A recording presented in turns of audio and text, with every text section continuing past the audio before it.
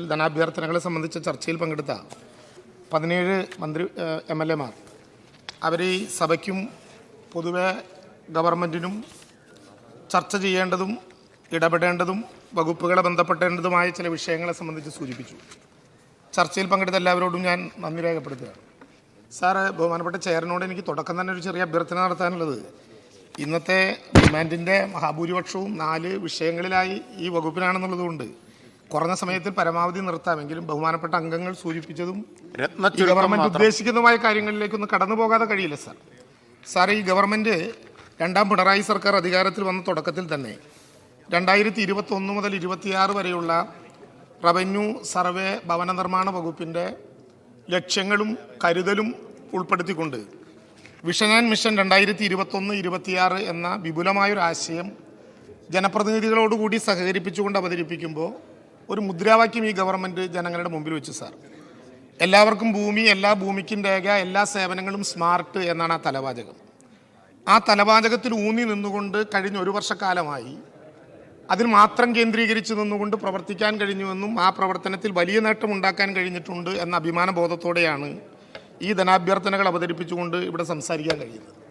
Sir, കേരളത്തിൽ കഴിഞ്ഞ ഗവൺമെൻറ്റിൻ്റെ കാലത്ത് 1,77,000 പട്ടയങ്ങൾ കൊടുത്തുകൊണ്ട് കേരളത്തിലെ ഗവൺമെൻറ്റിൻ്റെ തന്നെ ചരിത്രത്തിൽ അത്ഭുതകരമായ മാറ്റത്തിന് വഴിവെച്ചതാണ് ഒന്നാം പിണറായി സർക്കാരിൻ്റെ ഗവൺമെൻറ്റും അതിൻ്റെ റവന്യൂ വകുപ്പും. സാർ, രണ്ടാം പിണറായി സർക്കാർ അധികാരത്തിൽ വരുന്ന 1 വർഷക്കാലത്തിനിടയിൽ ആ 12 മാസക്കാലത്തെ 7 മാസക്കാലവും കഠിനമായ കോവിഡിൻ്റെ തടവിലായിരുന്നു നമ്മളെല്ലാവരും.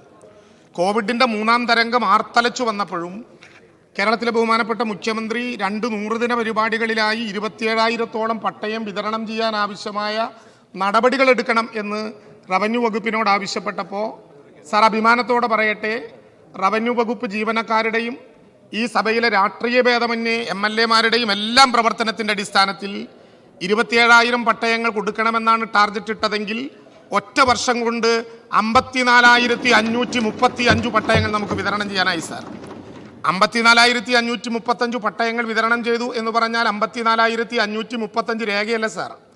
കഴിഞ്ഞ മെയ് 20-ാം തീയതി പിണറായി വിജയൻ്റെ നേതൃത്വത്തിലുള്ള ഗവൺമെൻറ്റിൽ ഞങ്ങൾ 21 മന്ത്രിമാർ അധികാരത്തിൽ സത്യപ്രതിജ്ഞ ചെയ്യുന്ന നേരത്ത് ആര് കേരളത്തിൻ്റെ മന്ത്രിയായാൽ എനിക്കെന്ത് കാര്യം, ജീവിതത്തിൽ ഇതുവരെയും 6 അടി മണ്ണിൻ്റെ ജന്മിയാകാൻ കഴിഞ്ഞില്ലല്ലോ തമ്പുരാനെ എന്ന് പ്രാർത്ഥിക്കുകയും കരയുകയും ചെയ്തിരുന്ന കേരളത്തിലെ 54,535 കുടുംബങ്ങളെ ഭൂമിയുടെ ഉടമകളാക്കിയ 1 വർഷക്കാലം കൊണ്ട് എന്നതാണ് സാർ രണ്ടാം പിണറായി സർക്കാരിൻ്റെ ഏറ്റവും പ്രധാനപ്പെട്ട നേട്ടം. അത് വെറുതെ ഉണ്ടായതല്ല സാർ.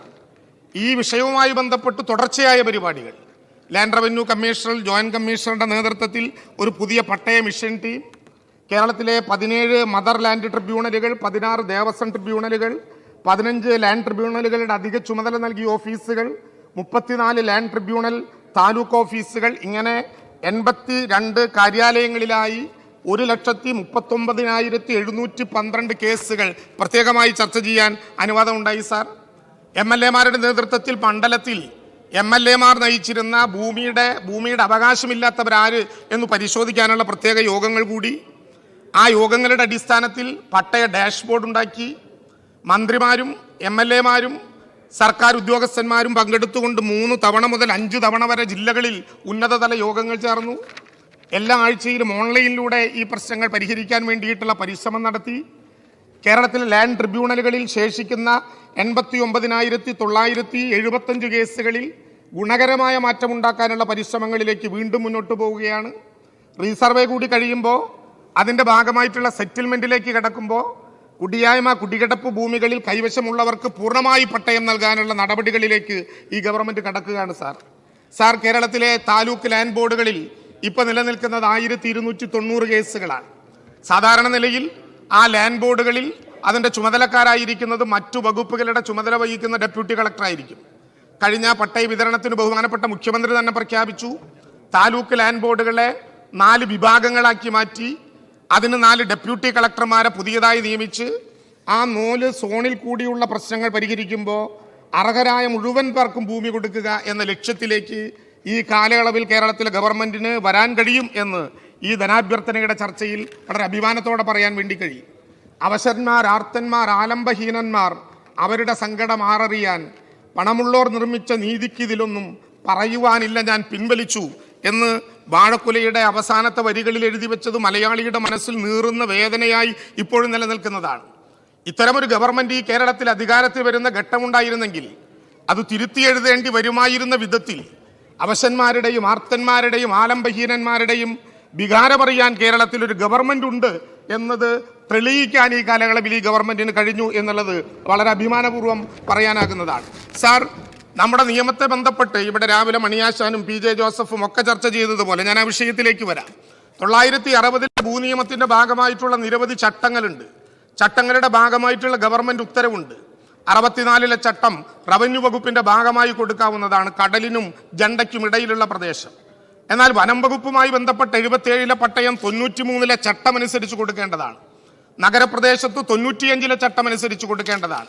പട്ടികവർഗ വിഭാഗങ്ങൾക്ക് കൊടുക്കാൻ 2001 ചട്ടം നിലനിൽക്കുന്നുണ്ട്. ഇങ്ങനെ 30ഓളം ചട്ടങ്ങൾ.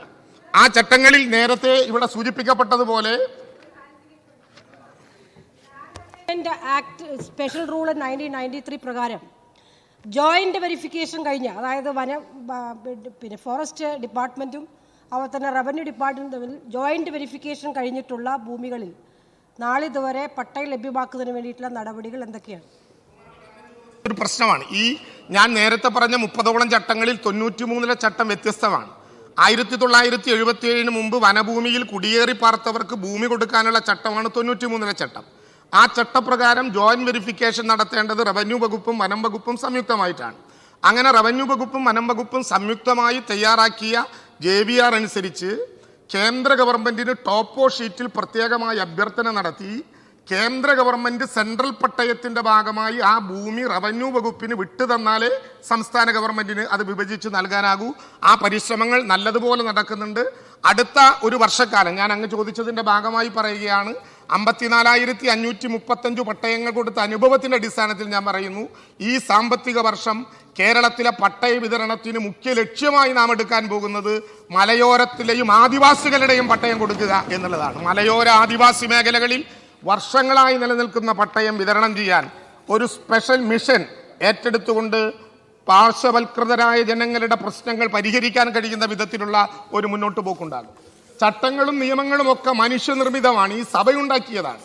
ഏറ്റവും സാധാരണക്കാരായ മനുഷ്യന് വേണ്ടി ആ നിയമത്തിലോ ചട്ടത്തിലോ അടിസ്ഥാന മനുഷ്യന് ഭൂമി കൊടുക്കാൻ ആ ചട്ടത്തിലോ നിയമത്തിലോ ഒരു മാറ്റമുണ്ടാക്കേണ്ടി വന്നാൽ അടിസ്ഥാന മൂല്യങ്ങളിൽ ഉറച്ചു നിന്നുകൊണ്ട് അത് മാറ്റം വരുത്തുന്നതിൽ ഒരു മടിയും ഇടതുപക്ഷ ജനാധിപത്യ മുന്നണി ഗവൺമെന്റിനുണ്ടാകില്ല. പക്ഷേ അനധികൃതമായ ഭൂമി കൈവശം വെച്ചിരിക്കുന്നവർ എത്ര ഉന്നതന്മാരാണെങ്കിലും അത് തിരിച്ചു പിടിച്ച് ഈ നാട്ടിലെ ഭൂരഹിതരായ മനുഷ്യർക്ക് വിതരണം ചെയ്യലായിരിക്കും കേരളത്തിലെ ഗവൺമെന്റിന്റെ ഏറ്റവും പ്രധാനപ്പെട്ട ലക്ഷ്യം. വനാവകാശ പട്ടയങ്ങൾ, 2001 പട്ടികവർഗ പതിവ് ചട്ടങ്ങൾ, 93 വനമേഖലാ പതിവ് ചട്ടങ്ങൾ, ഈ സങ്കീർണമായ ഭൂമി പ്രശ്നങ്ങൾ പരിഹരിക്കാൻ അടുത്ത വർഷം പ്രത്യേകമായ ടീമുകളെ നിയോഗിച്ചുകൊണ്ട് മലയോര ആദിവാസി മേഖലയിലെ സ്പെഷ്യൽ ഡ്രൈവ് നടത്തിക്കൊണ്ട് സർവേയർമാരെയും ഉദ്യോഗസ്ഥന്മാരുടെയും ഒരു ടീം നിർമ്മിച്ചുകൊണ്ട് ആ പ്രശ്നങ്ങൾക്ക് നേതൃത്വം നൽകാൻ നമുക്ക് കഴിയും. ഞാനിന്ന് രാവിലെ പറഞ്ഞു, യുണീക്ക് തണ്ടപ്പവർ സിസ്റ്റത്തിലേക്ക് ഇന്ത്യയിൽ ആദ്യമായി കടന്ന സംസ്ഥാനമായി കേരളം മാറുകയാണ്. ആധാറും അതുപോലെ തന്നെ തണ്ടപ്പേരും ലിങ്ക് ചെയ്തുകൊണ്ടുള്ള ഒരു പുതിയ സമീപനത്തിലൂടെ അനധികൃതമായി കൈവശം വയ്ക്കുന്ന ഭൂമി കണ്ടെത്താനും അത് പിടിച്ചെടുത്തുകൊണ്ട് ഈ നാട്ടിലെ സാധാരണ ഭൂരഹിതരായ മനുഷ്യർക്ക് അത് കൊടുക്കാനും അതോടൊപ്പം ഭൂരേഖകളിലെ കൃത്രിമത്വം ഉൾപ്പെടെയുള്ള പ്രശ്നങ്ങൾക്ക് മറുപടി കാണാനും നമുക്ക് കഴിയും എന്ന കാര്യത്തിൽ യാതൊരു സംശയവുമില്ല. ഇവിടെ ചിലർ ഉന്നയിക്കപ്പെട്ട പ്രശ്നമാണ് ഭൂമി തരം മാറ്റവുമായി ബന്ധപ്പെട്ട പ്രശ്നം.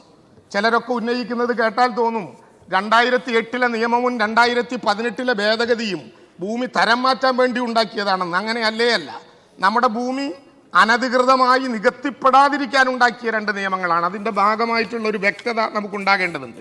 പക്ഷേ സാർ, ഈ ഗവൺമെന്റ് 56/2022 എന്ന ഗവൺമെന്റ് ഉത്തരവിലൂടെ ഫെബ്രുവരി മാസം 22-ാം തീയതി ക്യാബിനറ്റ് എടുത്തൊരു തീരുമാനം, 990 പുതിയ ജീവനക്കാരെ നിയമിച്ചുകൊണ്ട് 340 വാഹനങ്ങൾ വാടകയ്ക്ക് എടുത്തുകൊണ്ട് 5 കോടി രൂപ ചെലവഴിച്ചുകൊണ്ടുള്ള ഇൻഫ്രാസ്ട്രക്ചർ ഫെസിലിറ്റീസ് ആരംഭിച്ചുകൊണ്ട് നവംബർ മാസത്തിനകം കേരളത്തിലെ ഓൺലൈനായി ഓഫ്ലൈനായി നൽകിയ മുഴുവൻ അപേക്ഷകളിലും തരം മാറ്റങ്ങളിലും തീർപ്പുണ്ടാക്കാൻ കഴിയുന്ന വിധത്തിൽ അത് മുന്നോട്ട് പോകും.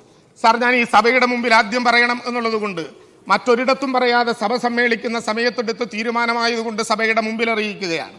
27 RD ഓഫീസുകളുണ്ട്.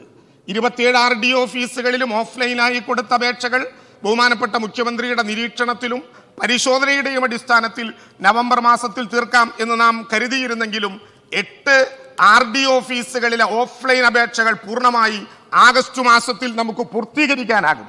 അത് കാസർഗോഡ്, തലശ്ശേരി, മാനന്തവാടി, ഇടുക്കി, ദേവികുളം, അടൂർ, തിരുവല്ല, നെടുമങ്ങാട് ഈ 8 RD ഓഫീസുകളിൽ ഓഗസ്റ്റ് മാസം കഴിഞ്ഞാൽ ഓഫ്ലൈനായി ഒരപേക്ഷയും ബാക്കിയില്ലാത്ത വിധത്തിൽ നമുക്ക് പൂർത്തീകരിക്കാൻ കഴിയും. ബാക്കി 19ഉം നവംബർ മാസത്തിൽ പൂർത്തീകരിച്ച് ഓഫ്ലൈനായിട്ടുള്ള തരം മാറ്റം അപേക്ഷകളിൽ നമുക്കൊരു തീരുമാനമെടുക്കാൻ കഴിയും. സാർ,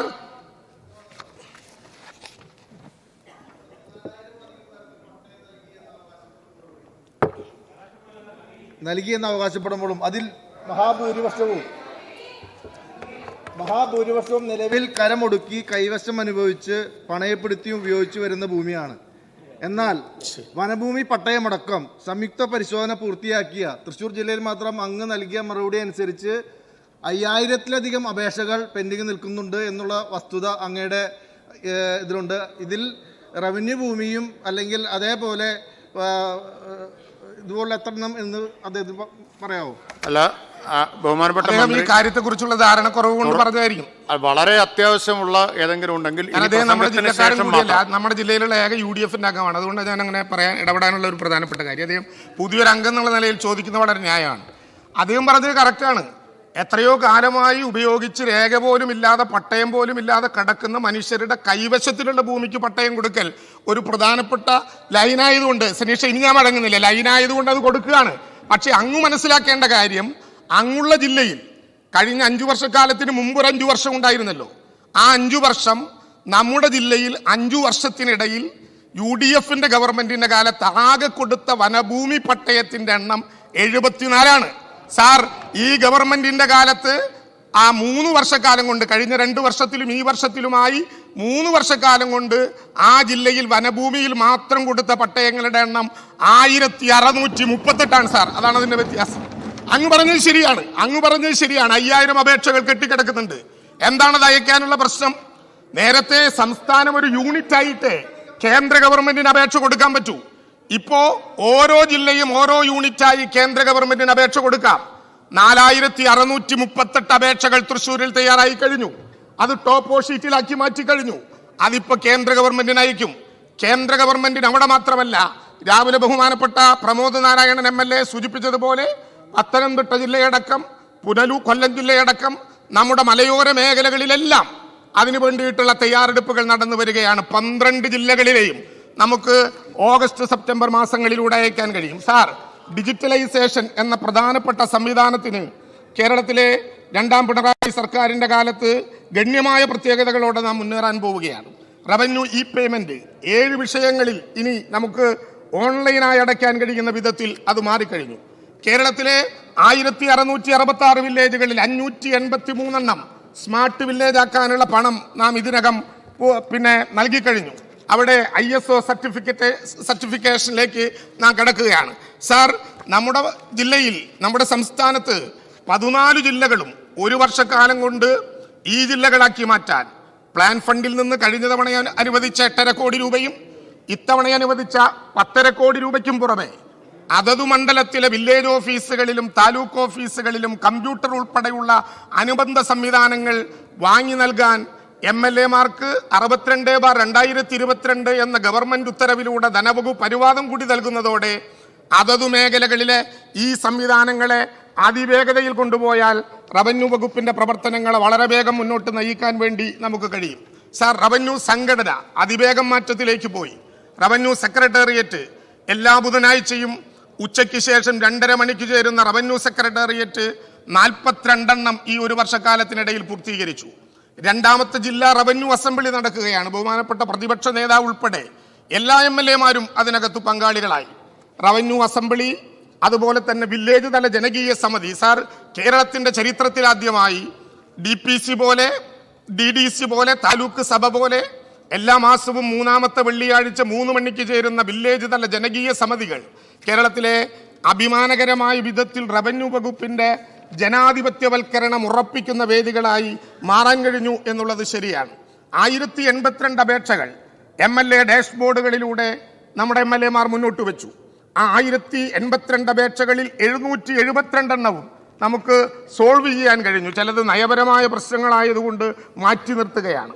ഈ കാലത്ത് ഒരു സ്പെഷ്യൽ ഡെപ്യൂട്ടി കളക്ടറും 19 സ്പെഷ്യൽ തഹസിൽദാർമാരും 247 തഹസിൽദാർമാരും 13 ഓഫീസുകളും 1244 സ്ഥിരമായ തസ്തികകളും ഉൾപ്പെടെ നമുക്ക് രംഗത്ത് കൊണ്ടുവരാനായി. ഇനി ഞാൻ മടങ്ങുന്നില്ല. അവസാനം ബഹുമാനപ്പെട്ട മന്ത്രി, ഇപ്പോൾ ആയിരക്കണക്കിന് ആളുകൾക്ക് പട്ടയം കൊടുത്തത് വഴി റവന്യൂ വകുപ്പ് വളരെ ശക്തമായ നടപടികളായിട്ട് മുന്നോട്ട് പോവുകയാണ്.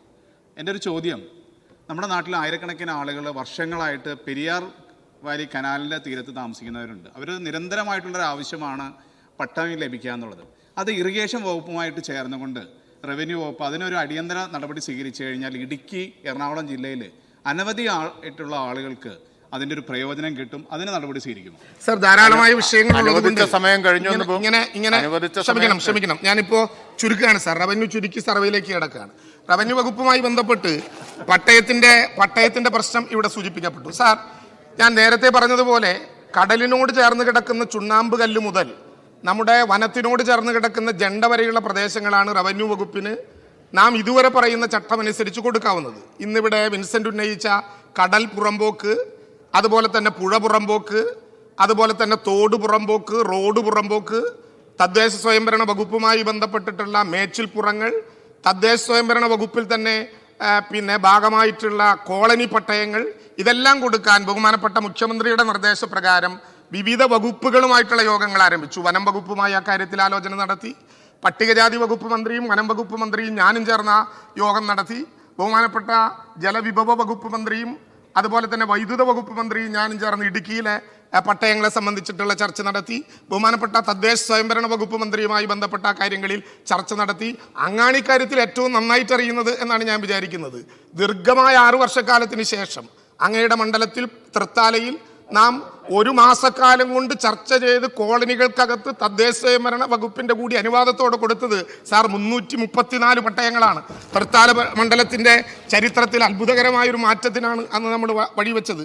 സാർ, ഒരു കാര്യം കൂടി പറഞ്ഞുകൊണ്ട് ഞാനിത് ചുരുക്കുകയാണ്.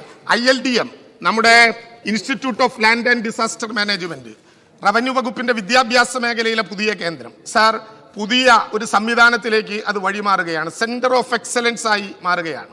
റിവർ മാനേജ്മെന്റിലും ഡിസാസ്റ്റർ മാനേജ്മെന്റിലും ലാൻഡ് മാനേജ്മെന്റിലും 3 MBA കോഴ്സുകൾ തുടങ്ങുന്ന സെന്റർ ഓഫ് എക്സലൻസ് ആയി മാറി കേരളത്തിലെ റവന്യൂ വകുപ്പിന്റെ വിദ്യാഭ്യാസ പ്രവർത്തനങ്ങൾക്ക് നേതൃത്വം നൽകുന്ന ഒരു കേന്ദ്രമായി അത് മാറുകയാണ്. സാർ, കേരളം രാവിലെ ഞാൻ ഉത്തരം പറഞ്ഞതുകൊണ്ട് ഡിജിറ്റൽ റീസർവേയുമായി ബന്ധപ്പെട്ട വിശദമായ ചർച്ചയ്ക്കില്ല. പക്ഷെ റീബിൽഡ് കേരള ഇനീഷ്യേറ്റീവ് എങ്ങനെയാണ് കേരളം മാറ്റത്തിന് വഴിയൊരുക്കേണ്ടത് അത് ഇപ്പോൾ തെളിയിക്കുകയാണ്. സാർ, ഡിജിറ്റൽ റീസർവേ കേരളത്തിലൊരു യാഥാർത്ഥ്യമായി മാറാൻ പോകുന്നു. ഡിജിറ്റൽ റീസർവേ ആരംഭിക്കുന്നത് വിപുലമായ പ്രചാരണ പ്രവർത്തനങ്ങളോടെയാണ്. ഡിജിറ്റൽ റീസർവേ ഞാൻ കഴിഞ്ഞ ദിവസം പ്ലാനിംഗ് ബോർഡുമായി ബന്ധപ്പെട്ട ആലോചന നടത്തിയപ്പോൾ അവർ പറഞ്ഞു, ദീർഘകാലമായി നമ്മുടെ ആലോചനകളിലുള്ളൊരു കാര്യം ഭൂമിയിലേക്ക് എത്തിയിരിക്കുന്നു. ഇതിനാവശ്യമായ 4 വർഷക്കാലം കൊണ്ട് എങ്ങനെ ഡിജിറ്റൽ റീസർവേ നടത്തും? കഴിഞ്ഞ തവണ ഡിമാൻഡിന്റെ ഭാഗമായി അവതരിപ്പിച്ചപ്പോൾ അത് ചോദ്യമുണ്ടായി. 4 വർഷക്കാലം കൊണ്ട് സാധ്യമാകുമോ? 1 വർഷം 400 വില്ലേജുകൾ വെച്ച് 3 വർഷം 1200 വില്ലേജ്, അവസാനത്തെ 8 മാസം 350 വില്ലേജ്, ഇതുവരെ ഡിജിറ്റലായി അളക്കാത്ത കൺവെൻഷൻ മെത്തേഡിൽ ചങ്ങല വലിച്ചളന്നതുൾപ്പെടെയുള്ള കേരളത്തിലെ 1550 വില്ലേജുകൾ സമഗ്രമായി കേരളത്തെ സാങ്കേതികമായി അളക്കാൻ കഴിയുന്ന വിധത്തിൽ കേരളത്തിന്റെ ഡിജിറ്റൽ റീസർവേ പൂർത്തിയാകും. അതിന് സാർ ആവശ്യമായ ഉപകരണങ്ങൾ വേണം. കോർസ് എന്ന സാങ്കേതിക വിദ്യയാണ് ഇതിന് ഉപയോഗിക്കുന്നത്. കണ്ടിന്യൂവസ്ലി ഓപ്പറേറ്റിംഗ് റഫറൻസ് സ്റ്റേഷൻ. അതിൻ്റെ 28 സ്റ്റേഷനുകളിൽ 18 എണ്ണം പ്രവർത്തനം ആരംഭിച്ചു. 9 എണ്ണം അവസാന നിർമ്മാണ ഘട്ടത്തിലാണ്. കൊച്ചുപമ്പയിലുള്ള സ്റ്റേഷൻ കൂടി വരുന്നതോടെ 28 സ്റ്റേഷനുകൾ ഈ മാസം അവസാനത്തോടെ കേരളത്തിൽ വരും. അതിനുപയോഗിക്കാൻ വേണ്ടി 1000 RTK റോവർ മെഷീനുകൾ, 700 റോബോട്ടിക് ടോട്ടൽ സ്റ്റേഷനുകൾ, 1700 ടാബുകൾ. അതിൻ്റെ പ്രൊക്യൂർമെന്റ് നടപടിക്ക് ആവശ്യമായ പണം ക്യാബിനറ്റ് അനുവദിച്ചു. അതിൻ്റെ സമിതി അതുമായി പോവുകയാണ്. പലപ്പോഴും ഇവിടെ ഉന്നയിക്കുന്ന വിഷയം ഇതിനാവശ്യമായ സർവേയർമാരില്ല. സർവേയർമാർ 1500 സർവേയർമാരും 3200 ഹെൽപ്പന്മാരും അടക്കം എംപ്ലോയ്മെന്റ് എക്സ്ചേഞ്ചുകളിൽ നിന്ന് പിന്നെയും ഒരു ടെസ്റ്റ് നടത്തി അതിൽ നിന്ന് തെരഞ്ഞെടുക്കപ്പെടുന്നവരെ ഇന്റർവ്യൂ നടത്തി കൃതകൃത്യതയോടെ ഓഗസ്റ്റ് മാസത്തിൽ ഈ പ്രവർത്തനങ്ങൾക്ക് വേണ്ടി നിയോഗിക്കും. ഇതിനാവശ്യമായ 200 വില്ലേജുകൾ ആദ്യത്തെ 6 മാസക്കാലം ആരംഭിക്കും. ആ വില്ലേജുകൾക്ക് അവിടെ പ്രവർത്തിക്കേണ്ട ഓഫീസുകൾ ഇതിനകം പ്രവർത്തനം ആരംഭിച്ചു. തദ്ദേശ സ്വയംഭരണ വകുപ്പുമായി നല്ലതുപോലെ കൂടിയാലോചിച്ച് ആ പ്രവർത്തനങ്ങളിൽ മുന്നോട്ട് പോയി. സാർ, ഈ പ്രവർത്തനം പൂർത്തീകരിക്കുമ്പോൾ രണ്ട് കാര്യങ്ങൾ, മറ്റൊന്നും ഞാൻ ഇതിൽ പറയുന്നില്ല, രണ്ട് പ്രാധാന്യങ്ങൾ നമുക്കുണ്ടാകും. നേരത്തെ പറഞ്ഞതുപോലെ രജിസ്ട്രേഷൻ വകുപ്പിൻ്റെ പേളും റവന്യൂ വകുപ്പിൻ്റെ റിലീസും സർവേ വകുപ്പിൻ്റെ ഈ മാപ്പും 3 സോഫ്റ്റ്വെയർ ഇൻ്റഗ്രേറ്റ് ചെയ്തുകൊണ്ട് എൻ്റെ ഭൂമി എന്ന ഒരു പുതിയ പോർട്ടലിലേക്ക് വരുന്നതോടെ നമ്മുടെ ഭൂമിക്കകത്ത് എല്ലാ വിധത്തിലുള്ള ക്രയവിക്രയങ്ങളും നല്ലതുപോലെ ഉണ്ടാക്കാൻ കഴിയും എന്ന കാര്യം നമുക്ക് വളരെ പ്രധാനപ്പെട്ടതാണ്. സാർ, ഒറ്റ പ്രശ്നമുണ്ട്. ഈ ഡിജിറ്റൽ റീസർവേ പൂർത്തിയാകുന്നതോടുകൂടി പിന്നെ ഉണ്ടാകുന്ന ഒരു പ്രശ്നം, ഈ കല്ലൂരി തോട്ടിലേക്ക് എറിഞ്ഞ് കളിക്കുന്ന പണി ഇനി നടക്കാൻ പോകുന്നില്ല. തോട് നന്നാവും, കനാല് വൃത്തിയാകും. അതിർത്തി തർക്കം ഉണ്ടായാൽ അപ്പോൾ സർവേ കല്ലൂരി നേരെ തോട്ടിലേക്ക് എറിയുന്നതാണല്ലോ ഏറ്റവും പ്രധാനപ്പെട്ട പണി. ഡിജിറ്റൽ റീസർവേ നടക്കുന്നതോടെ, ഞാൻ മറ്റൊന്നും ഉദ്ദേശിച്ചല്ല, ഡിജിറ്റൽ റീസർവേ നടക്കുന്നതോടെ ഓരോ വസ്തുവിൻ്റെയും എല്ലാ ബെൻഡുകളും കോർഡിനേറ്റുകൾ മുഖാന്തരം നമ്മുടെ കയ്യിൽ വരുന്നതോടെ യഥാർത്ഥത്തിൽ നാം കാണാത്ത ഒരു ഡിജിറ്റൽ വേലി നമ്മുടെ ഭൂമിക്ക് ചുറ്റും രൂപീകരിക്കപ്പെടുകയാണ്. എപ്പോൾ സംശയം ഉണ്ടായാലും ഇനി കല്ല് വെച്ചളക്കേണ്ട കാര്യം ഉണ്ടാകില്ല. എപ്പോൾ സംശയം ഉണ്ടായാലും അവിടെ RTK റോവറും RTS മെഷീനും വെച്ച് ഒന്നളന്നാൽ ഡിജിറ്റൽ വേലി കൃത്യമായി നമുക്ക് കണ്ടെത്താൻ കഴിയുന്ന വിധത്തിൽ അത് രംഗപ്രവേശം ചെയ്യും. അതുകൊണ്ട് ഈ കല്ലൂരി തോട്ടിലേക്കിട്ട് കളിക്കുന്ന കളി പൊതുവെ അവസാനിപ്പിക്കേണ്ട ഒരു ഘട്ടമായി എന്നുള്ളതാണ് വളരെ പ്രധാനമായും ആളുകളോട് സൂചിപ്പിക്കാനുള്ള ഒരു കാര്യം. സാർ, സെറ്റിൽമെൻറ്റ് അതുകൂടി പറഞ്ഞുകൊണ്ട് ഞാൻ ആ കാര്യം അവസാനിപ്പിക്കുകയാണ്. 1986 മുതൽ 1911 വരെയാണ് തിരുവിതാംകൂറിലെ അവസാനത്തെ സെറ്റിൽമെൻറ്റ്. കൊച്ചിയിൽ 1905 മുതൽ 1909 വരെ, മലബാറിൽ 1926 മുതൽ 1934 വരെ. ഐക്യകേരളം രൂപീകരിക്കപ്പെട്ടതിന് ശേഷം ഒരു സെറ്റിൽമെൻറ്റ് നമുക്കിടയിൽ ഉണ്ടായിട്ടില്ല. സെറ്റിൽമെൻറ്റ് പരിശോധിക്കുമ്പോൾ നിരവധി കാര്യങ്ങളുണ്ടാകും. റൈറ്റിൻ്റെ സെറ്റിൽമെൻ്റ് ആണോ, ടെക്നിക്കൽ എററുകളുടെ സെറ്റിൽമെൻ്റ് ആണോ, സെറ്റിൽമെൻറ്റിൽ അധിക വിസ്തീർണത്തെ എങ്ങനെ കണ്ടെത്തണം, ഭൂമി അളക്കുമ്പോൾ 10 സെൻറ്റ് ഭൂമിയിൽ 12 സെൻറ്റ് ഭൂമി വന്നാൽ അത് ആരുടെ ഉടമസ്ഥതയിൽ കൊടുക്കണം, സർക്കാരിന് ഏതെങ്കിലും വിധത്തിലുള്ള നഷ്ടമുണ്ടാകാൻ പാടില്ല, യഥാർത്ഥത്തിൽ സർക്കാരിൻ്റെ ഭൂമിയല്ലെന്ന് തിട്ടപ്പെടുത്തുക, മറ്റു തർക്കങ്ങളില്ലെന്ന് ഉറപ്പിക്കുക, അങ്ങനെ വന്നാൽ കൈവശമിരിക്കുന്നവൻ ആ ഭൂമി എങ്ങനെ കൊടുക്കാം എന്നതിനെ സംബന്ധിച്ചായിരിക്കും നമുക്ക് ഒരു സെറ്റിൽമെൻറ്റ് ആക്ട് വരേണ്ടി വന്നാൽ നമുക്ക് പരിശോധിക്കേണ്ടി വരിക. സ്വാഭാവികമായും ഇവിടെ ഡിജിറ്റൽ റീസർവേ കൂടി പൂർത്തിയാകുമ്പോൾ ഒരു സെറ്റിൽമെൻറ്റ് ആക്ട് കൂടി ഉണ്ടായാൽ വളരെ വേഗത്തിൽ നമുക്ക് ആ പ്രശ്നങ്ങൾ പരിഹരിക്കാൻ കഴിയും എന്ന് ഞാൻ പ്രതീക്ഷിക്കുന്നു. സർ, ഭവന നിർമ്മാണവുമായി ബന്ധപ്പെട്ട് 2 പോയിന്റുകൾ മാത്രം. ഒന്ന്, കേരളത്തിൽ 1972 രൂപീകരിക്കപ്പെട്ട ലക്ഷം വീട് പദ്ധതിക്ക് 50 വർഷം പൂർത്തിയാവുകയാണ്. ലൈഫിൽ പോലും അപേക്ഷ കൊടുക്കാൻ പറ്റാത്ത, ബഹുമാനപ്പെട്ട സുബാൽ സൂചിപ്പിച്ചതുപോലെ ലൈഫിൽ പോലും അപേക്ഷ കൊടുക്കാൻ കഴിയാത്ത ആളുകളാണ് ഇരട്ട വീടുകളുടെ ഭാഗമായി നിൽക്കുന്നവർ. ഇനി 5000-ഓളം വീടുകൾ ബാക്കിയുണ്ടാകും. അതുമായി ബന്ധപ്പെട്ടൊരു ടാർഗറ്റ് പ്രവർത്തനം ബഹുമാനപ്പെട്ട ധനകാര്യ വകുപ്പ് മന്ത്രി കഴിഞ്ഞ മെയ് 4-ാം തീയതി ആ പ്രവർത്തനങ്ങളുടെ സംസ്ഥാനതല ഉദ്ഘാടനം നിർവഹിച്ചു. കഴിഞ്ഞ ബഡ്ജറ്റിൽ 5 കോടി രൂപ അതിന് മാറ്റിവെച്ചിട്ടുണ്ട്. പക്ഷെ അതുകൊണ്ട് മാത്രം സാധ്യമാകില്ല. തദ്ദേശ സ്വയംഭരണ വകുപ്പും മറ്റാളുകളും ഒക്കെയായി കൂടിയാലോചിച്ച് ഇരട്ട വീടുകളിൽ കിടക്കുന്ന ആളുകളെ ഒറ്റ വീടിലേക്ക് കൊണ്ടുവരിക, CSR ഫണ്ടും ബെനിഫിഷ്യറി കോൺട്രിബ്യൂഷനും MLA-മാരുടെ സഹായവും പ്രാദേശിക തലത്തിൽ രൂപീകരിക്കുന്ന കമ്മിറ്റികളുമൊക്കെയായി നമുക്ക് ഈ 5000-ഓളം പാവപ്പെട്ട കുടുംബങ്ങളെ ഒറ്റ വീടിൽ കൊണ്ടുവരാനുള്ളൊരു പദ്ധതിക്ക് ഈ ഗവൺമെൻറ് ആലോചന നടത്തുകയാണ്. സാർ, ക്വാളിറ്റി ഹൗസിംഗ് എന്ന ശ്രദ്ധേയമായ ഒരു മുദ്രാവാക്യം ഉയർത്തിപ്പിടിച്ചുകൊണ്ട് ഇന്ത്യയിൽ ആദ്യമായി ഒരു ദേശീയ ഹൗസ് പാർക്ക് നമ്മുടെ ജില്ലയിൽ വരാനുള്ള, തിരുവനന്തപുരം ജില്ലയിൽ വരാനുള്ള ഒരുക്കങ്ങൾ നാം ആരംഭിച്ചു കഴിഞ്ഞു. സാർ, കേരളത്തിലെ ഇന്ത്യയിലെ എല്ലാ തരത്തിലുള്ള ഭവന നിർമ്മിതികളും ഒത്തുചേർന്ന് ഒരു പാർക്ക് പോലെ ഒരു കേന്ദ്രത്തിൽ ഉണ്ടാവുക. 40ഓളം നിർമ്മിതികൾ.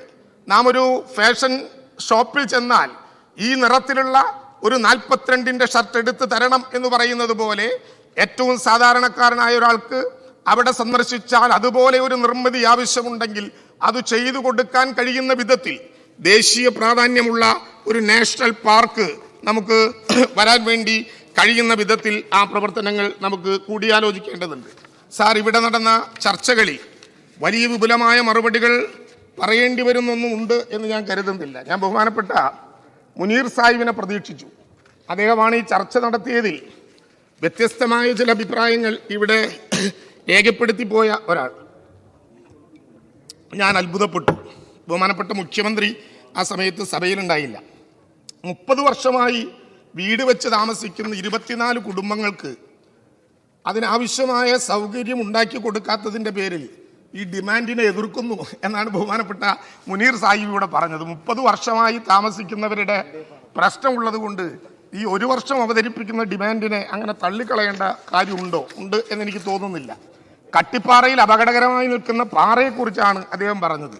ഞങ്ങളിതൊന്നും കേട്ടാൽ മനസ്സിലാവാത്തവരല്ല, കാണാത്തവരുമല്ല. അതുമായി ബന്ധപ്പെട്ട നടപടികളും ഒക്കെ എടുത്തവരാണ് ഞങ്ങൾ.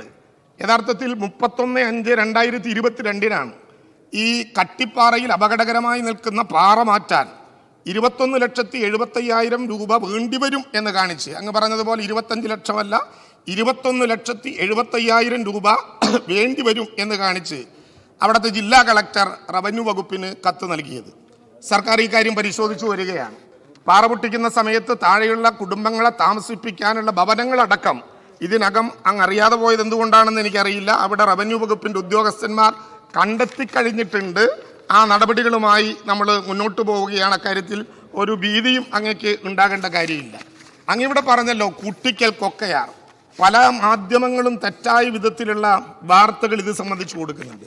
സർ, കൂട്ടിക്കൽ കൊക്കയാർ ദുരന്തമുണ്ടായപ്പോൾ ഈ ഗവൺമെൻറ് അതിനെ സമീപിച്ചതുപോലെ മറ്റേതെങ്കിലും ഗവൺമെൻറ് അക്കാര്യത്തിൽ ഇടപെട്ടിട്ടുണ്ടോ? ഭരണപ്രതിപക്ഷ വ്യത്യാസം ഇല്ലാതെ ബഹുമാനപ്പെട്ട പ്രതിപക്ഷ നേതാവ് ഉൾപ്പെടെ ഞങ്ങൾ ഒരുമിച്ച് അവിടെ കണ്ടുമുട്ടുകയും പ്രശ്നങ്ങൾ ചർച്ച ചെയ്യുകയും ചെയ്തതാണ്. രാഷ്ട്രീയമില്ലാതെ നമ്മളെല്ലാവരും ഒത്തുചേർന്നില്ലേ? ബഹുമാനപ്പെട്ട വാസവൻ മന്ത്രി എവിടെയുണ്ട്? ബഹുമാനപ്പെട്ട റോഷി അഗസ്റ്റിൻ മിനിസ്റ്റർ ഉണ്ട്, ശ്രീ കെ രാധാകൃഷ്ണൻ ഉണ്ട്. നമ്മുടെ ഈ കൂട്ടത്തിൽ ഏതാണ്ട് എല്ലാ മന്ത്രിമാരും എത്രയേറെ ദിവസങ്ങളാണ് അവിടെ കാത്തുനിന്ന്. ബഹുമാനപ്പെട്ട പ്രതിപക്ഷ നേതാവുണ്ട്, അവിടുത്തെ MP-മാരുണ്ട്. കേരളത്തിലെ ഗവൺമെൻറ് അക്കാര്യത്തിലെടുത്ത മാതൃക എന്താ? കേരളത്തിലെ ഗവൺമെൻറ് 5/2021 DMD എന്ന പേരിൽ കേരളത്തിലെ ക്യാബിനറ്റ് ഒരു ഓർഡർ പാസ്സാക്കിയില്ലേ? സാർ, ഉള്ളത് പറയണ്ടേ? ഒരു വീട് നഷ്ടപ്പെട്ടാൽ ആ വീടിന് STRF-ൽ നിന്ന് കൊടുക്കുന്ന കാശ് എത്രയാ? 96,700 രൂപ സമനിലത്തിലാണെങ്കിൽ. കുന്നിൻ ചെരുവിലാണെങ്കിൽ 1,01,000 രൂപ. അതുകൊണ്ടൊരു വീട് വെക്കാൻ പറ്റുമോ? ആ ഇനത്തിൽ CMDRF ഉൾപ്പെടെ ഉപയോഗപ്പെടുത്തിക്കൊണ്ട് 5 ലക്ഷം രൂപ കൊടുക്കാം എന്നാണ് സാർ ഈ ഗവൺമെൻറ് തീരുമാനിച്ചത്. CMDRF-ൽ നിന്നുള്ള പണം എടുത്തുകൊണ്ട് ഉൾപ്പെടെ. സാർ, ഭൂമി നഷ്ടപ്പെടുമ്പോൾ രേഖയില്ലാത്ത ഭൂമിക്ക് എങ്ങനെ പണം കൊടുക്കാൻ പറ്റും എന്ന പ്രശ്നമുണ്ടായി. കേരളത്തിൻ്റെ മുഖ്യമന്ത്രി ഞങ്ങളത് ചർച്ച ചെയ്തപ്പോൾ പറഞ്ഞു, അത് നമ്മൾ ചർച്ച ചെയ്യേണ്ട കാര്യമില്ല. ഭൂമിക്ക് രേഖ ഉണ്ടാകട്ടെ ഇല്ലാതിരിക്കട്ടെ, ആ മനുഷ്യൻ ഭൂരഹിതനാണ്, അത് തിരിച്ചറിയണം. അത് തിരിച്ചറിഞ്ഞാലോ കേരളത്തിലെ ഗവൺമെൻറ് 5/2021 DMD എന്ന ഉത്തരവിലൂടെ 29/10/2021 ഒക്ടോബർ 12 മുതൽ 26 വരെ ഉണ്ടായ ദുരന്തങ്ങൾ 3 ദിവസം കഴിഞ്ഞ് ഒക്ടോബർ 29 പുറത്തിറക്കിയ ഉത്തരവിൽ പറഞ്ഞു, സാർ, വീടില്ലാത്തവൻ, ഭൂമിയില്ലാത്തവൻ, രേഖയില്ല, പട്ടയ ഭൂമിയിലല്ല താമസിക്കുന്നത്, പുറംപോക്കിലാണ് വീട് വെച്ചതെങ്കിൽ പോലും വീട് ഇല്ലാത്തവന് ഭൂമി വാങ്ങാൻ 6 ലക്ഷം രൂപയും വീട് വെക്കാൻ 4 ലക്ഷം രൂപയും കൂട്ടി 10 ലക്ഷം രൂപ കൊടുക്കണം എന്നീ ഗവൺമെൻറ് തീരുമാനിച്ചില്ലേ? കൂട്ടിക്കലെ കുറിച്ചൊക്കെ എന്ത് ധാരണയുടെ അടിസ്ഥാനത്തിലാണ് പറഞ്ഞതെന്ന് എനിക്ക് മനസ്സിലായില്ല. 121 പേരാണ് അവിടെ വീടും ഭൂമിയും നഷ്ടപ്പെട്ടവരുടെ ലിസ്റ്റിലുള്ളത്. അവിടെ സ്ഥിതി എന്താ? 6 ലക്ഷം രൂപ എങ്ങനെ കൊടുക്കും? ആദ്യം 50,000 രൂപ ആർക്കാണോ വീട് നഷ്ടപ്പെട്ടത് അവന് രജിസ്ട്രേഷൻ ഫീസ് ഇനത്തിൽ കൊടുക്കും. രജിസ്ട്രേഷന് വേണ്ടിയിട്ടുള്ള രേഖ ഹാജരാക്കിയാൽ ആരാണോ ഭൂമി കൊടുക്കുന്നത് അയാളുടെ അക്കൗണ്ടിലേക്ക് 5.5 ലക്ഷം രൂപ അയച്ചു കൊടുക്കും. ഇതാണ് നമ്മളെടുത്ത തീരുമാനം. അങ്ങനെ വീട് വയ്ക്കാൻ അഗ്രിമെന്റ് വെച്ച 72 പേർക്കും ഇതിനകം ആദ്യ ഗഡു വിതരണം ചെയ്തു കഴിഞ്ഞു. ബാക്കിയുള്ളവർക്ക് വീട് വയ്ക്കാൻ കഴിയാത്തിടത്ത് ബഹുമാനപ്പെട്ട സെബാസ്റ്റ്യൻ ഈ യോഗത്തിൽ പങ്കെടുക്കുന്നുണ്ട്. വലിയ എഫേർട്ട് എടുക്കുന്ന ആളുകളാണ്. ജയരാജ് ഏട്ടൻ ഈ യോഗത്തിൽ ഈ സഭയിലുണ്ട്. വളരെ എഫേർട്ട് എടുക്കുന്ന MLA-മാരാണ്. അവരാ സ്ഥലങ്ങളിൽ ഭൂമി കണ്ടെത്താനുള്ള ശ്രമങ്ങളിലാണ്. ഭൂമി കണ്ടെത്താൻ കഴിയാത്ത സ്ഥലങ്ങളിൽ ഗവൺമെന്റിന് ഭൂമി ഉണ്ടാക്കി കൊടുക്കാൻ കഴിയുമെങ്കിൽ അതുൾപ്പെടെ ചെയ്യണം എന്ന് തീരുമാനിക്കുകയാണ്. സാർ, എന്തെങ്കിലും ഈ സഭയെ തെറ്റിദ്ധരിപ്പിക്കുന്ന വിധത്തിൽ പറയുന്നത് ഒരു ഗുണകരമായ കാര്യമല്ല എന്ന് ഞാൻ പറയുകയാണ്. അങ്ങിവിടെ ഇല്ലാത്തത് കൊണ്ടാണ് ഞാൻ പറയാഞ്ഞത്. കൊടുവള്ളി മണ്ഡലത്തിലെ മടവൂരും കട്ടിപ്പാറയും സാർ, ഞങ്ങൾ ഒരുമിച്ചാണ് പോയി 2 സ്മാർട്ട് വില്ലേജുകൾ ഉദ്ഘാടനം ചെയ്തത്.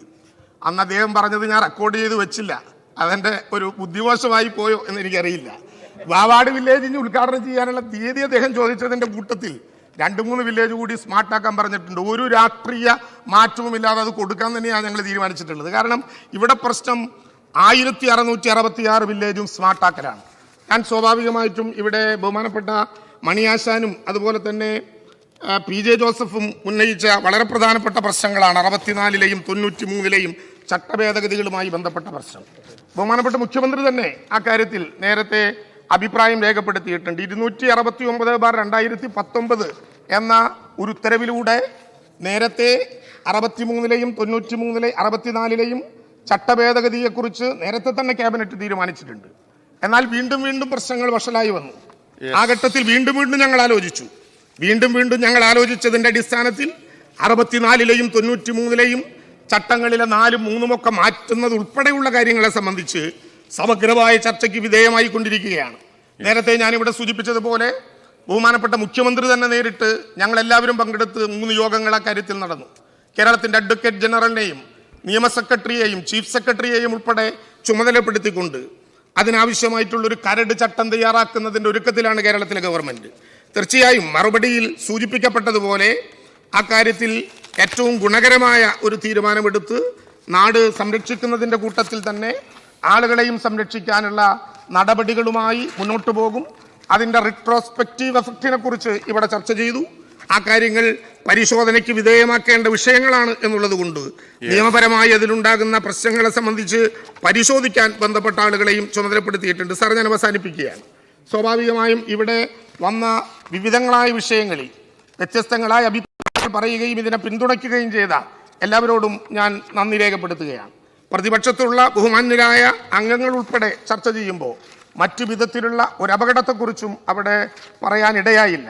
ബഹുമാനപ്പെട്ട PJ ജോസഫ് പറഞ്ഞ വാട്ടർഷെഡ് മാനേജ്മെന്റ് ഉൾപ്പെടെയുള്ള കാര്യങ്ങളിൽ ഗുണകരമായ നിലപാടാണ് ഈ ഗവൺമെന്റിനുള്ളത് എന്ന് തന്നെയാണ് സൂചിപ്പിക്കാൻ ഉള്ളത്. അതുകൊണ്ട് ബഹുമാനപ്പെട്ട പ്രതിപക്ഷ ഭരണപക്ഷ വ്യത്യാസമില്ലാതെ എല്ലാ അംഗങ്ങളും ഈ കാര്യത്തിൽ ശ്രദ്ധേയമായ കാര്യങ്ങളാണ് പറഞ്ഞത്. 2 കാര്യം മാത്രം പറഞ്ഞുകൊണ്ട് ഞാൻ അവസാനിപ്പിക്കുകയാണ്. സാർ, ഈ ഗവൺമെന്റ് ഇത്തവണ പട്ടയ വിതരണത്തിന്റെ രംഗത്ത് ഒരു പുതിയ ആശയം മുന്നോട്ട് വെച്ചു.